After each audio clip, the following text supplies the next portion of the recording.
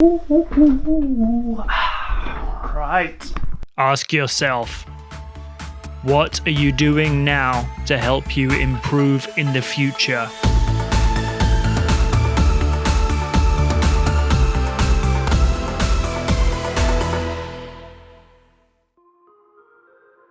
What is up, everyone? Welcome back for another episode of the off season. What can you do right now to make yourself spring ready for spring kayaking and the future and stuff like that and things? Before we start episode 6, just want to say thank you to people who've been interacting in the comments. I know not everyone is stoked on this series. I know not everyone is interested in seeing it. I know that some people are just like, I'm only here for kayaking, and I get it, but this is a time of year where I'm not kayaking as much, and a lot of people in my situation, we're not kayaking as much. It's winter, it's cold, so these little things you can do with your free time now will add up, and they will accumulate over the course of the winter and get you kind of ready if you want to be ready for spring. If you don't want to be ready for spring when it comes around and you want to have a greater lag time and not really get the most out of it, fine. So, episode 6. This week we're talking about learning more things which will add to your kayaking, but not necessarily directly obvious things. So last week, few weeks ago, I don't remember when, recently, I went on a first aid course, right? Now I had to get a new one for work anyway, and I had the opportunity when I was kind of shopping around. I was like, oh, maybe I'll look into a slightly higher level of course than I've done previously. So I went and did a Red Cross first responder level course, which is like the level above basic CPR. Luckily, I had a bit of free time thanks to the coronavirus lockdown, so I could go and do that. And I learned a bunch of cool new skills which are going to help in my kayaking. And now you're thinking, how is first aid skills going to be useful for kayaking? Well, let me tell you. I've been in, countless situations where someone gets injured on a river somewhere, and I'm the one who's suddenly responsible for figuring out like what's wrong with them, if there's anything else that I should be more worried about, if there's anything I can do there in terms of adding bandages or wound dressing, or if they need more serious like evacuation, or we have to think about like maybe they've got a spinal injury and we have to kind of manage that. So having more information like that seems like it wouldn't be directly related to kayaking, but the further you go, especially outside of just paddling on your local runs, and even just on your local runs, the further you go and the further you explore and the more times, it's going to really be useful to know that first aid stuff and to be really comfortable with it. So if something happens, you're ready, you're there, you know what's happening, you know what to do, more than just like 3 hours, figure out how to do CPR on the dummy and then go home. Like that's fine.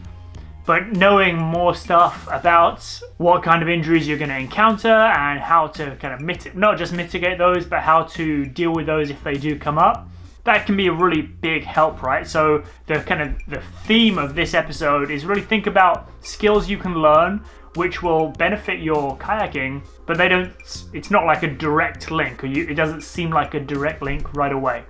Now, I was lucky. I went on like a formal 4-day course, which is great. Like, I had time, I had the resources to make it happen.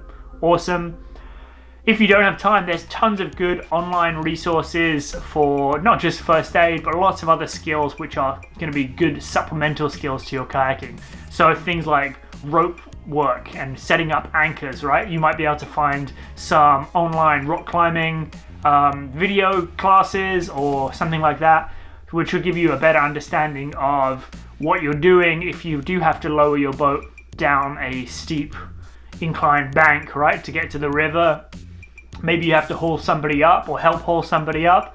If you've got a better idea of rope systems, you're going to be better equipped to do that, or at least be part of the team that is doing that, right? So you can contribute more as a team member. That's really, really important. You might want to know more about like camping skills or like things which would help you on an overnight situation. So maybe starting a fire, maybe identifying some good practices for setting up camp, right? And all that stuff, it seems like it's stupid and it seems like it's not relevant, but it's all relevant and it's all linked together. So the more of these little skills you can get and gain, the better off you're going to be as a kayaker, the more valuable a team member you're going to be, in terms of when you're on like expedition type trips, or just even if you're on a trip in somewhere you don't know, right? It's just going to make you more equipped to help the team out, to get yourself out of sticky situations, and to just more thoroughly enjoy new experiences without having all these additional stresses, right? So if you do go on an overnight trip, you can focus more on the kayaking part, because the camping part is easy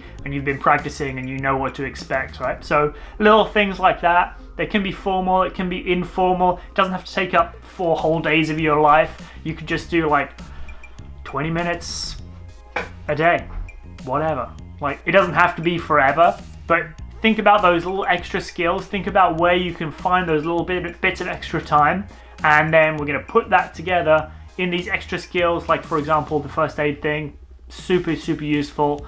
Yeah, I feel much more confident about helping someone out on the river now than I did before I took the course. So yeah, that's kind of the thrust of this week's video, is just think about what you can do to be a better team member, what skills you might need, or maybe you think about situations you've been in the past where it'd be like, oh, it would have been really good to know about, fill in the blanks, and leave it in the comments and let me know what would have been more useful for you to know in the past and what you're going to be working on in some of your free time in this off season. All right, Seth out. Peace.